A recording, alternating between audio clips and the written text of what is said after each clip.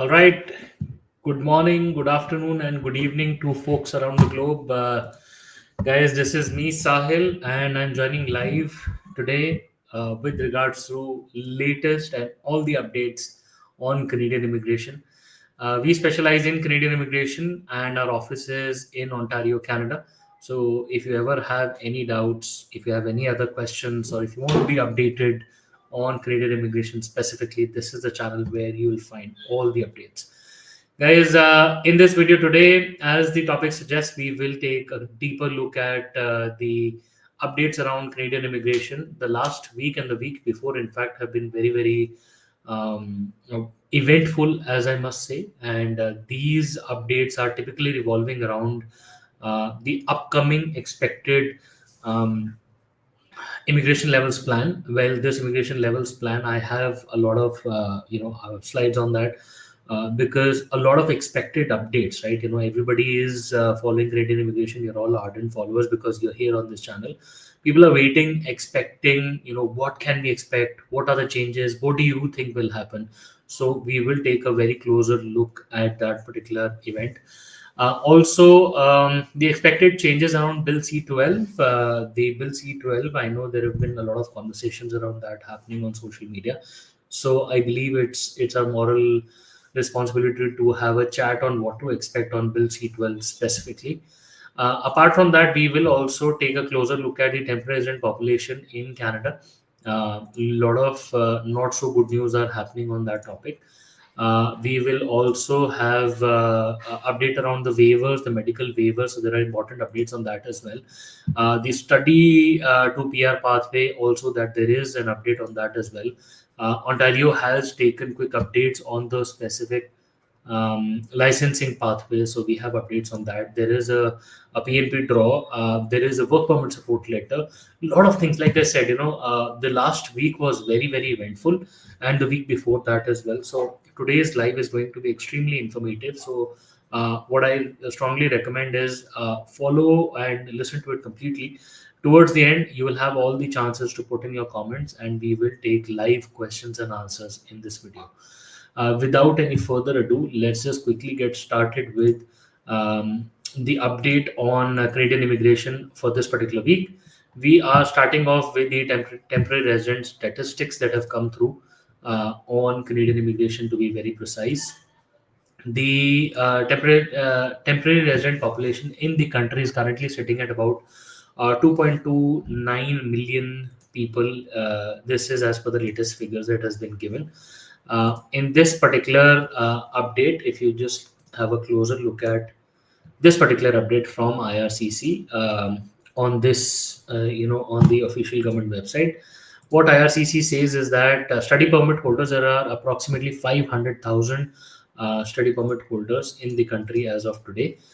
This is the number. Apart from and over and above the study permit holders, there are approximately 1.5 million work permit holders that are in the country. Approximately 300,000 study and work permit holders. So basically, people who are within transition to from one status to the other. This particular number, sitting at 2.39 million, is approximately 5% of the overall population of the country. So Canadian population is just sitting at over 43 million people. Um, Imagine a country having approximately 5% of its population as temporary residents, people who are looking for permanent residence. So this particular slide that you see, in addition to this particular data that has been published by the government on this particular website, this clearly shows that the government is looking forward to a big change. Hence, the upcoming change around the immigration levels plan is very important to look at. Now, before I take you to the important part where all of you have been waiting, that what to expect in your immigration levels plan. Most importantly, we have, first of all, Mark Carney has been in the news recently. He made a couple of appearances. The immigration minister is nowhere to be seen. Ideally, she should have been the one who should be making the appearances and sort of giving people initial feelers and thoughts about it. But we still have the prime minister, who's a higher authority, but we haven't heard from Lena Diab. More importantly, the Prime Minister has not sort of minced his words at all. He has clearly indicated towards stricter measures. He has indicated towards bringing down the temporary resident population in the country. Not only that, he has also talked about controlling the permanent residents, people who are going to be getting their permanent residence in the future. Apart from that, that's the Liberal government so far. Apart from that, if you look at the consistent posts and the messages being sent out by Pierre Poilievre, who's on the other side, and also the conservative government at large, the conservative side of thought is clearly against the immigrant population. But what's important to take a look at is that the media is now driving the sword in the other direction as well. Because at one point in time, we do understand that immigrants and the temporary resident population is definitely worth concerning as per the local Canadian Canadian concerns and the voice of local Canadians. But at the same time, you cannot ignore the amount of money, employment, and the economic benefits that these immigrants, the upcoming temporary resident population brings in, right? So we have a lot of jobs. They're adding to a lot of money to the local market, and a lot of action is happening around temporary residents. There are hotels, there are food businesses, and there is education sector. Everything is revolving around that. So just to bring light to the shaded area, they are really important. But what Canada is unfortunately, the immigration department is unfortunately looking at doing is basically trying to control the upcoming population. That is the whole theme of the immigration levels plan of 2026 and 2028, which is to be announced by early November 2025, which is right about a week from today. So within less than a week, we will have um, the new immigration levels plan out. So the government aims to cap the PR admissions below 1% of the population, which means approximately, as per the previous year numbers, approximately 400,000 people should be the new ones getting PR. Now, just to put things in the right context, if Canada invites one person in an express entry, then that typically means about approximately 2 or 2 point something number will land in the country. So one invitation means one person with wife and 2 kids, approximately. Not everybody, but yes, that's the number that goes on overall. So one invitation is that one AIP file or one PNP file, and all of such files basically account to more numbers. So the number of invitations that you see are generally smaller, but then the number of people landing in the country is much higher. Hence, next year's target should be less than 1%. So lesser number of ITS, number one. Number two, the other part that they're looking at is basically the expected target as per the previous year numbers is also sitting at approximately 380,000 people, and the focus shall remain on economic class immigrants, including express entry and in Canada transitions. Now, I've been consistently thinking and pondering over the fact that in Canada, although this particular gone year, 2025, in Canada largely meant Canadian experience class, but there was some notice put out by the Ontario government and also by the Alberta provincial government that the IRCC or the federal government is putting pressure on the PNP to make sure that in Canada transitions are happening much faster than people outside Canada. So, in the truest sense of understanding of the word in Canada, it means, or it should have ideally meant people inside Canada. But with that particular thought, it is becoming increasingly difficult to recommend people to go back home, because what if tomorrow IRCC makes a change where they say that, okay, now instead of going from Canadian experience, we are now looking at in Canada. So my deep down concern and fear at some hidden, although there is no confirmation, official confirmation on this, but yes, my deep down fear at heart is that what if tomorrow they start talking about in Canada, right? So, but at the same time, I do not recommend any unnecessary staybacks in Canada. I do not recommend any unnecessary applications like dummy work permits and all. Those are totally against my recommendations. But yes, do take a closer look at enjoying your work permit in Canada while you can, and also your legal status. But at the same time, if you were to go back home and claim your additional points, that would also not be a bad option.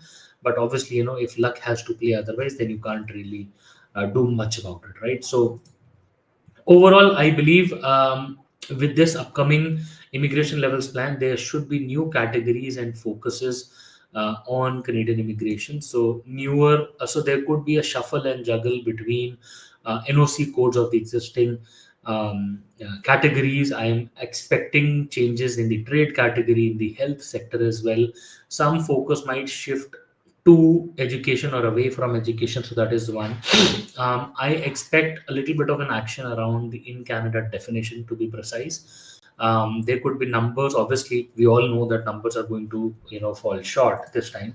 So some important shift around numbers. But yes, 117,000 PRs as per the previous year, previous plans. About 2026 target was this, and then PNPs are likely going to be steady at about 55,000. In fact, PNPs I expect to go marginally higher because the provinces at the end of the day are demanding their own authority and preference over the number of people that they're inviting and over the kind of people that they're inviting. So I believe provincial numbers should not change a lot because they've already been voicing out the concerns that the numbers were dropped approximately 50%.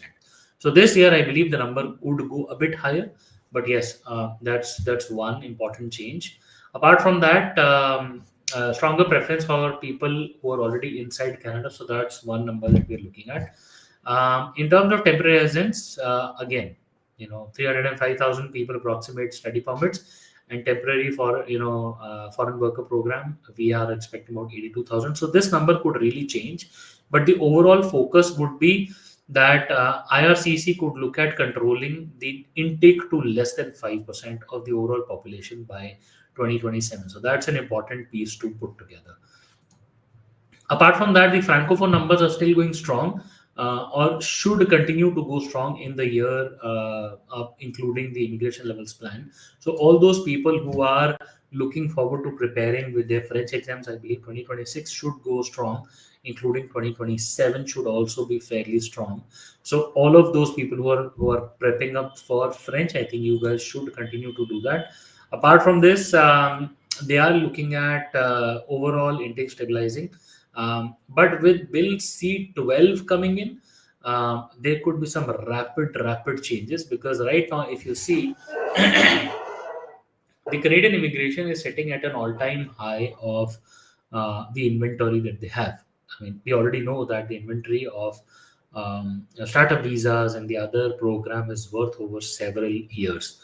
Now, almost half a century worth of backlog has been created in terms of processing, because there is only very limited number of files that will be processed in one particular application.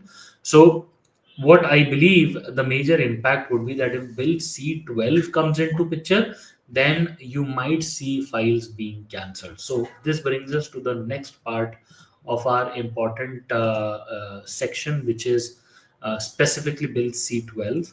Let me just quickly take you towards Bill C12. Yes. So Bill C12, guys, is very important for you to have a look at.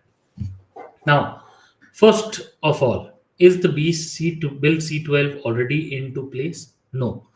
The parliamentary discussions are still going on. The first reading has happened, and the Bill C12 will most likely get into action in the after the current sitting or the next sitting is over.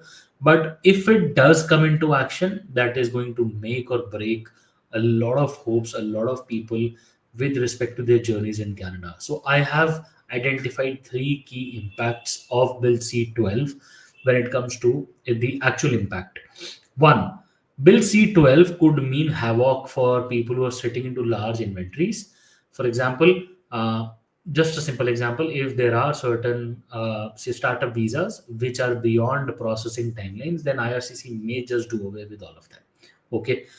Similarly, if they have a large build of applications in a specific category which they don't like or they don't want or have serious doubts, for example, fraudulent transactions in a particular category, they can simply just put a cross on that an application and then say that, okay, we don't want this. We have the authority to cancel. No matter what kind of federal, judicial reviews you want to do or cases you want to file, they will always have citing to Bill C-12 under the authorities that they have all the authority to cancel any application at large or at a single application. That's one. Second, they can continue to cancel or they can issue cancellation of permits that have been issued already. That is one major impact. So people inside Canada, deportations can be done much quicker. People trying to jump over statuses can face consequences to a larger extent. So that's very important. Third and very important update is basically with regards to ineligibility of refugee claimants.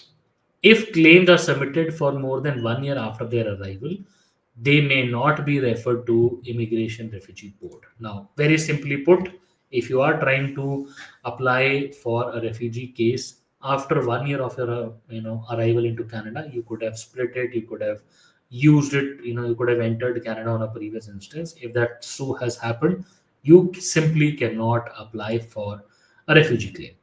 This will push back a lot of fake asylum claims. This will push back against a lot of fraud that is happening around refugee claims, and people, are really raising concerns on fake asylum claims. So that is third and most important.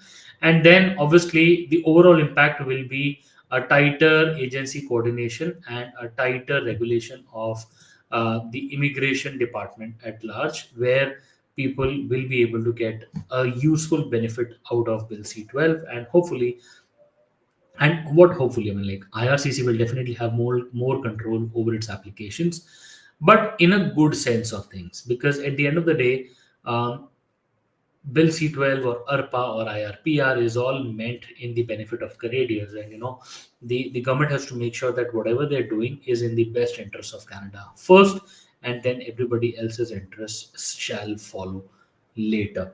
But that's the large impact of Bill C-12. I know a lot of discussions are happening around social media on that, and I thought it's better to have the immigration levels plan in conjunction with Bill C-12 and the closer impact of what these two things can have largely on Canadians as well as prospective immigrants in the country. Um, Overall, apart from this, I believe the other updates include a long-awaited waiver of the medical, which is very important for people to understand at this moment. Let me just quickly. Yes. So this particular waiver has been shut down, and from now onwards, people who are trying to apply for express entry will have to provide, uh, the upfront medicals. Anybody who's trying to apply for an express entry without the medicals shall be deemed as incomplete file, and the file will be rejected. Now, if your file is deemed incomplete and the file is rejected, then that means the instance was never created. That means your file was returned, the fees would be refunded, and you can never even go back and claim that idea once again. So, for anybody who's trying to apply for express entry, please make sure upfront medicals from now onwards are mandatory. You cannot skip it. For other PR application applicants as well, while I personally advise my applicants to sort of provide medicals because just $200 worth of an expense, but yes, those waivers will still continue. For express entry specifically, the waivers are done. You will now have to provide upfront medicals. In another update, IRCC has raised cap for study 2 PR pathways specifically for francophone minority communities. The study pilot up from last year's 2300 quota, and it has now been extended to August the 25th of 2026. Now, this is the particular update that has come on this particular public policy page, where IRCC has clearly mentioned the eligibility. People are now eligible from francophone countries with a letter of acceptance from a basic DLI, which will be mostly French taught courses. People must have an NCLC level 5 to be considered under this, and also have sufficient funds with them. And immediate members can also apply for PR, may be eligible for open work permits while they're awaiting their decision. So this is a good one. overall. And I believe people can utilize this particular pathway if they are in the right DLIs, accepting, studying in the right courses. Although the number is pretty short, but yes, it's worth a definite look at. Apart from this, Ontario basically has news for people. If you look at the latest update that has been posted, this particular uh, David Piccini came in and he was speaking at a conference in Kitchener, and he clearly mentioned that Ontario will add 16 more regulated healthcare occupations as of basically people giving them licensing fast track, which will include dentists, psychologists, physiotherapists, dietitians, and pharmacists. And they will create certified professionals from other provinces can also start working in as short as 10 days. So a brief of this particular news clipping is here, where they are clearly saying that physicians and nurse licensing will be fast tracked in just 2 business days through automatic recognition agreements. The goal is basically to address labor shortage, and we already know that Ontario is right now struggling with respect to healthcare practitioners in the province. So instead of the bureaucratic setup and the waiting and whatnot, uh, they are putting in automatic recognitions in process, and everything will go through smooth. People will be able to practice fairly quickly in the healthcare related 16 occupations. Very specific, and I think it's a very, very good update. People should make the best use of this. Apart from this, New Brunswick has added a lifeline to Canadian immigration as of now. So basically, what New Brunswick plans to do is they are now planning to offer work permit support to AIP applicants starting October specifically. Because of the longer processing time of approximately 37 months in AIP, which is just over 3 years, they are giving work permit support letters under C18 closed work permits to applicants who are facing expiring statuses while their PR is under process. It's they can the applicants can use a post endorsement request form to obtain the support letter. So the right time would be now to reach out to New Brunswick and get your support letters. Once you get that, apply for a closed work permit under C18 and get your extension. That is, I think, a very, very important step where New Brunswick sort of adding value to people under AIP specifically, because I get tons of calls for people who are facing expiring statuses in New Brunswick, and people are um, will be able to get the most benefit out of this. So Bill C12 we've already discussed, but most important as of today would be the processing timelines. That's a brief of processing timelines as of October the 20th of 2025.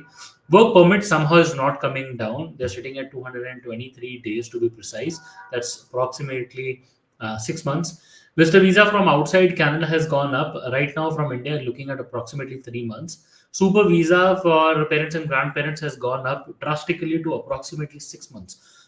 This is a little shy of 6 months, 167 days. Um, uh, Apart from that, you have study permit from outside Canada sitting at 4 weeks. But the main star is that the processing refusals of visitor visa and study permits from outside Canada is on an all-time high. Not only that, number of applications are on all-time low. People are not choosing to apply for Canadian study permits or Canadian work permits, majorly because there is limitation on LMI issuance as well. So that also has added to the number and drop. But yes, overall, while there is a drop in the number of applications, there is a significant spike in the number of refusals. So all in all, the number of temporary residents in the country is now coming at a screeching halt. Approximately 2.3 million people in the country.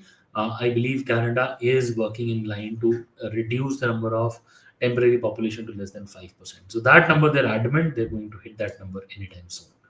Um, Apart from that, I believe these are the major updates for this particular afternoon. Um, like I said, the next week will be very, very important. We will be going live approximately the day it gets announced, obviously. If it gets announced earlier before the 1st of November, for sure we will go live then. But we will also go live towards the end of the week and also on the day of the announcement. But it is going to be extremely eventful. We're all waiting direly for it. Hopefully, it'll bring in a lot of updates.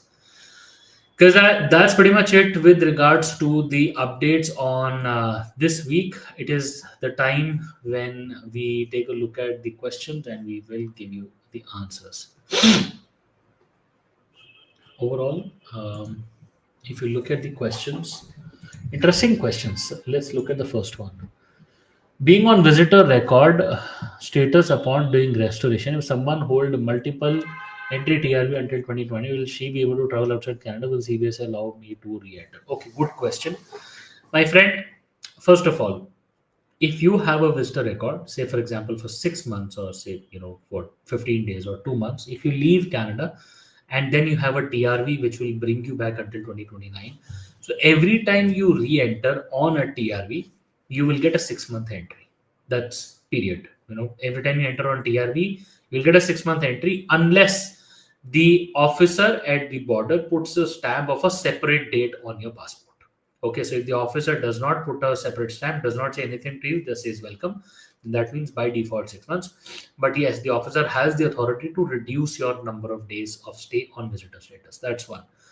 Number two, just by the fact that you have a permit, say for example a visitor record or a work permit or a study permit, does not mean that the officer is obligated to let you enter on a TRV. Every time you leave Canada and you try to re-enter on a TRV, no matter what permit you hold, the officer has the authority to deny entry at any point in time. The officer just has to be convinced of a couple of things. First of all, you're not trying to enter with ill intentions. You are admissible in the country. You are not going to exercise any of your actions or rights without authorization. All of those things have to be made sure by the officer, and only then will the officer let you enter the country. So, the simple answer to your question is, will the officer let you enter on this particular question? Answer is may or may not. That will happen at the border. The officer should be convinced of your purpose of visit. You have to tell your purpose of visit to the officer. If the officer is convinced, he will let you enter or she will let you enter. Otherwise, the officer will tell you to leave the country on the spot. I hope that was, that's something that you can do that. But yes, the short answer is yes, you can re-enter subject to considerations at the border. Okay, good question good question Hindi. 531 के score कब तक नीचे आने की संभावना है? मेरे दोस्त, 531 का स्कोर आई नो एक अच्छा स्कोर है. अनफॉर्चुनेटली आज की दुनिया में समय ऐसा आ चुका है कि 531 पे भी लोग ऐसा पूछ रहे हैं कि क्या हो सकता है हमारा. आई विश मैं आपको बोल देता कि बहुत अच्छा स्कोर है, आ जाएगा. स्कोर बहुत अच्छा है, नो डाउट अबाउट इट. आने की उम्मीद है कि अगले 6 महीने से 1 साल के अंदर आपके 531 पे इन्विटेशन आने की उम्मीद है. अनलेस IRCC कोई चेंज बड़ा ज़बरदस्त कर दे, कोई प्रोग्राम बंद कर दे, तो बात अलग हो जाएगी. बट 531 का स्कोर अच्छा है, थोड़ी सी उम्मीद बनाए रखो, चीज़ें फेयर हो जाएगी. Okay, good question. This is like a career counseling question, but I will still take it. Should I come to Canada in 2026 fall for masters in an IT field? I believe masters in 2026 IT field.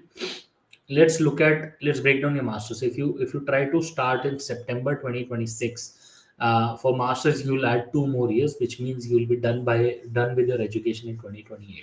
So it is not possible for us to give you a PR advice in forwarding to that date. But I believe, in my opinion, these shortfalls or these programs and these numbers going down should hit a roadblock somewhere around 2026 or 2027.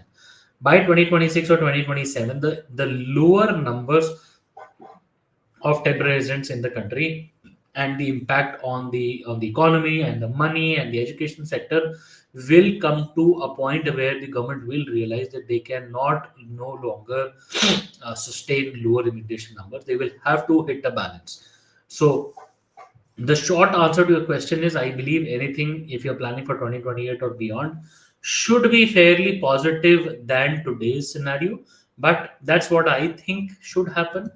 IT field, yes, because Canada sort of is like a surrogate, child to US, because US right now, Silicon Valley and everything. So US economy is highly, highly reliant on IT. So the Toronto job market or the Ontario job market is very, very supportive of that. So yes, IT for now is on a halt, though by the provinces, but eventually in 2028, I think gates should reopen, floodgates should open, and there should be some spillover of these occupations. In a short answer, you should mostly be fine. Uh, okay. My agent left out my work experience and study permit. Can I fix this now with the lawyer's help for PR? My friend, depends upon how long ago this happened. I know a lot of people come to us with the fact that we submitted a study permit, we did not show a particular work experience due to any XYZ reason.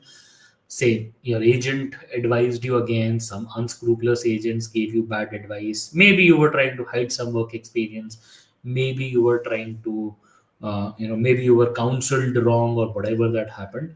You had time back then. You could have submitted more explanation, and you could have given a letter of explanation when the time was right. If today you're applying for PR, that means approximately 2 years of study and 3 years of PGWP have gone by. Now, if you try to give any explanation for something that you did 5 years back, IRCC will have doubts on your intentions.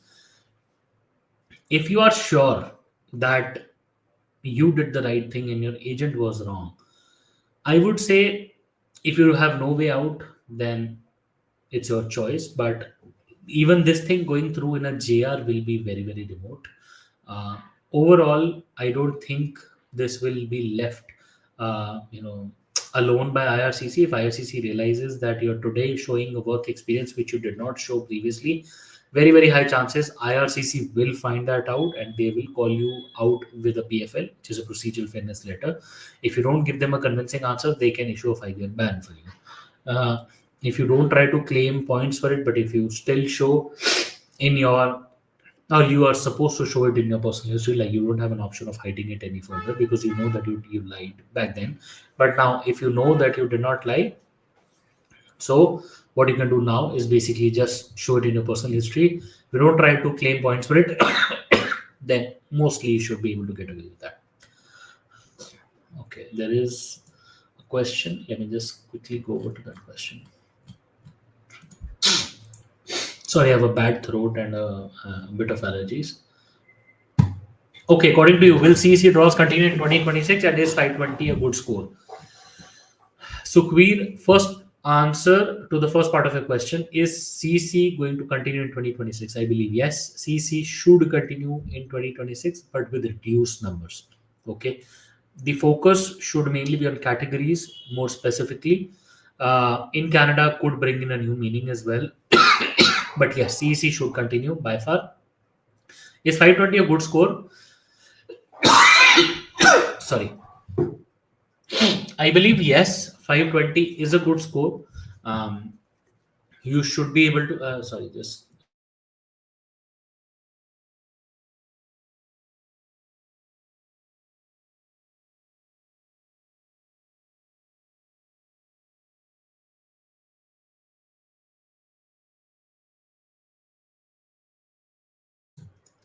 sorry, excuse me. I'm down with allergies, so because of that. Okay, I believe yes, 520 is a good score, but this year so far, unfortunately, 520 hasn't come through. I believe you will have to push your scores up to 530 somehow. That I would call should be a good score. 520, unfortunately, might just might just miss the target by a couple of points here and there. Anything above 525 to 530 should be a decently good score. 520 might or might not. Like there's a hit and a miss sort of a situation. I hope I'm able to make sense. So will CC draws continue? Yes. 520 is good score. It's okay. 525 or 530 would be better. That's my take. Okay, going back to the other questions. This one said, do you think IRCC is you think IRCC is keeping CC invites low to align 2025 targets with this year's landing to avoid spillover into 2026? My friend, 2025 landing is far done. Whatever invitations you're seeing now is happening for 2026. So right now, whatever numbers you see are not going to impact this year's target. These any which ways are people who will be landing next year. Up until now, like anything you see October onwards is definitely 2026. I know a lot of CEC people who got invited in the month of July, August, even September. Those of my files are getting PR right now. So I remember I did one file in September. We did one submission on 5th of September, and last week the person got the COPR, like COPR within 10 days. All said and done, this was including foreign work experience. This was including PCC, biometric, and the person went for biometrics also. Everything put together within 45 days odd, the person got PR confirmed. So that's the number. But yes, the landings, the invitations that you see now are happening for next year. They're any which was not impacting for this year.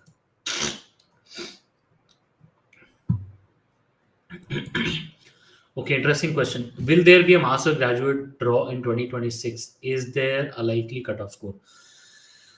I honestly want to tell you that, I mean, how long have I been waiting for a Ontario Masters draw? I mean, like, I can't even tell you. In the past 1 year, we've all been dying to see one draw. Will there be one in 2026? I hope there is one in 2026. There is a likely cutoff. I don't know. Honestly, nobody has an idea of what Ontario is planning. But yes, there is a high possibility of at least one draw coming through in Ontario Masters, because otherwise people will be, very, very disappointed. So I hope there is at least one. Okay. OINB requested for additional information. Request after a long time, after around 17 months. Is that a positive sign that they will approve it soon? Honestly, I am seeing a lot of additional document requests, ADRs coming in through OINP, and these are from files which were submitted in July last year. So is this a positive sign? No, this is not at all a positive sign of you getting approved, but this is a positive sign of file being processed further. Will you get a PR approved or PNP approved from this? Nobody can say. But depending on what kind of documentation you did, you should be fine. But yeah, this is a positive sign of processing, but this is not a positive sign of being approved. So there are two separate things. Okay.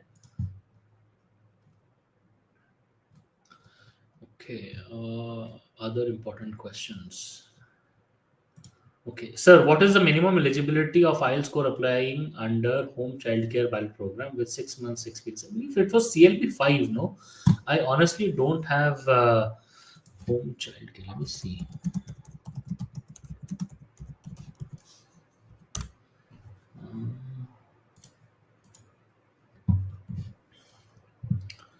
So what you have to do is basically you have to go on to the website. This one is now stopped, but this is the new one. So if you go here, this is the new one, and the relevant language, this one, you can go here and see the kind of language requirements. So the language requirements is level 4. So minimum CLB 4 for home childcare. I hope that answers your question. 2.3 million people to be deported then. Trudeau broke immigration sentiment in Canada for generations to come. Unfortunately, I hate to agree with you. To some extent, I would not say Trudeau broke it. I would say COVID broke it, because COVID brought in such a situation in front of the Liberals where they did everything they could to support the people at that moment. People inside Canada, temporary residents inside Canada, people could not leave the country, people could not travel. Canada needed more population, Canada needed hard-working, cheap labor. So the problem is that COVID made such a bad situation out of the current happenings that the government back then was forced to support people through extended permits, faster approvals, inside Canada conversions, TR to PRs, whatnot, right? Unfortunately, that triggered a domino effect and spiraled into something so vicious that the generation today in 2025 is sort of feeling suffering. I understand that the housing market bubbled, and to such an extent where the rentals went high, investors went overboard, people started pouring in money. So all of that sort of spiraled up and created a bubble which we are facing today, right? So I believe the government will have to control the population for the next 2 years, at the same time work on the infrastructure, so that would build the country from within. We need to have the right medicals, we need to have the right education, we need to have the right infrastructure, roads, travel, police, fire, ambulance, medical, everything, so that then further going basis, consistently, Canada can invite a reduced number of people. So do we expect Canada to go back to being 2020, 2021? Absolutely no. But from here onwards, we can expect the numbers to fall to an extent where this will be the new normal. So expect Canada to continue to invite reduced number of people with stricter measures, um, more investigations, more interviews, in-person interviews, cancellation of files, more labor market oriented invitations, more laser sharp focus on applications. So that's going to be the new normal for Canadian immigration. I believe that's going to happen, and that's just falling in line with US, what happened with Australia, New Zealand, UK. So they're all in the same gravy boat, right? Like, if you look at what UK used to be 30 years ago, that's what Canada is today. So Canada will follow the path of that chain. uh, okay, good question.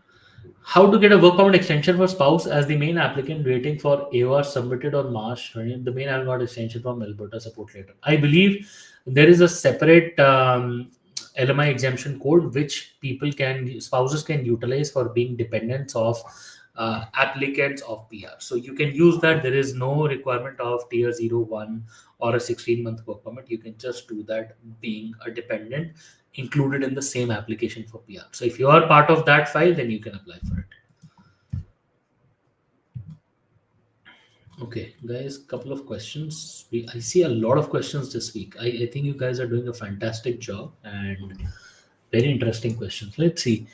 How can we deal with academic suspension in Canada due to behavior and low grades? Unfortunately, Rabin, there is no way to deal with suspension and academic, due to behavior or low grades. Unfortunately, if you've been told to leave the course, then you have 90 days. If you've been discontinued from the course, then you have 90 days to switch over to another permit, because your permit will be valid for only 90 days after you get discontinued from a particular course. Within 90 days, you should be doing one of the three things. You can either apply for a visitor record and obviously not work. Second, you can select or get admission into a new course and then apply for a new study permit, and you cannot work until that new study permit and the new classes start. Third, you can get an LMIA from a prospective employer and also apply for a work permit.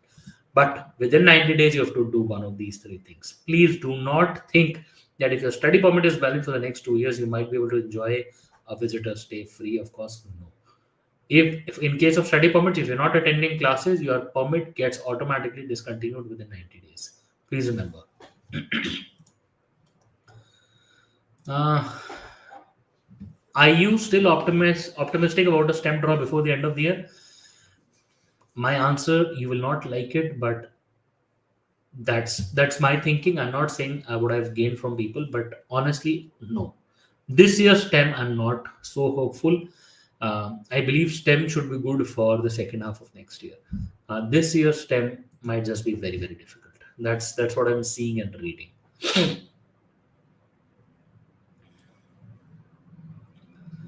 Okay.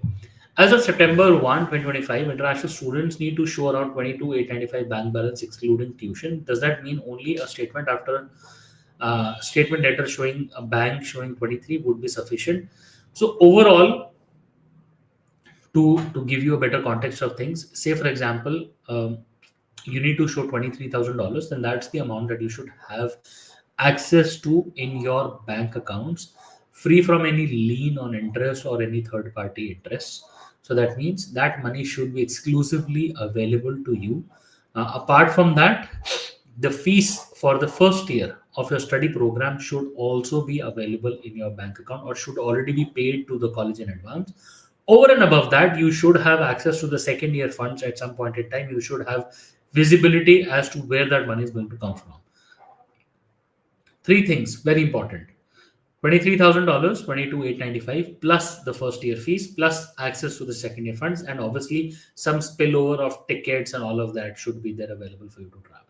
That's the kind of funds. And in terms of fund proof, you can show letter from the CA, the chartered accountant. You can have a support letter from the parents or whosoever is funding. Wavered from all any clawbacks or giveaways or anything. That support letter. You can have bank statements showing 120 days worth of the history of statement, the money transactions, along with certified bank certificates, and also if IRCC plans to call the bank, the money should be verifiable. All of that.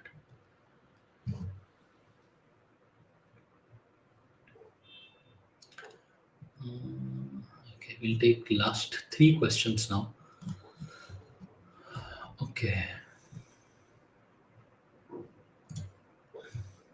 What do you think about a new trade draw or another trade draw for 2025? That's a good question. Let's do a bit of investigation on this and then I will answer your question. So if you look at check previous rounds, and let me just put it on the screen. So this is what has happened in trade so far. If you look at trade in 2025, there has been only one trade draw so far with 505. To answer your question more specifically, I believe that there should be at least one more trade draw in 2025. More than that, no, because IRCC has to do a better job at aligning the NOC codes, which they have pointed out very specifically in their internal notes as well.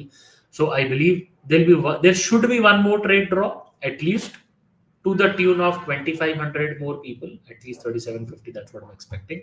But yes, that should happen.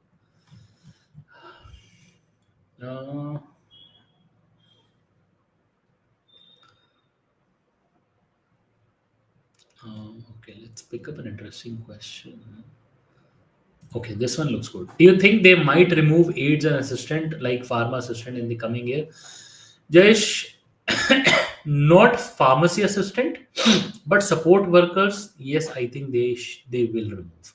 I have a very very strong doubt that they will remove support workers from the health, or they can remove, and they just might want to create another category out of it because they're still very important. They need support workers, aid workers, and people with long-term care support. So it's still not going out of demand, but they will make a separate category out of it because there's a lot of fraud that is starting to bubble in that category with bad courses, people going to study in 6-month courses which they're not allowed to, and all of that is happening. So eventually they will remove that, make healthcare separate, which should include pharmacy technicians as well, but support worker sort of category and all, 44102 and all of that, I think that should be separated, that will be separated in the time to come. Okay, last question for the evening. Okay.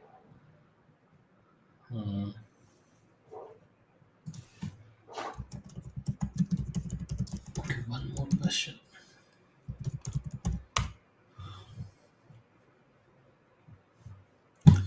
Kindly advise about Canada Innovative Stream. This one is new. I honestly haven't heard of Innovative. Is there a different name, Syed? Are you referring to?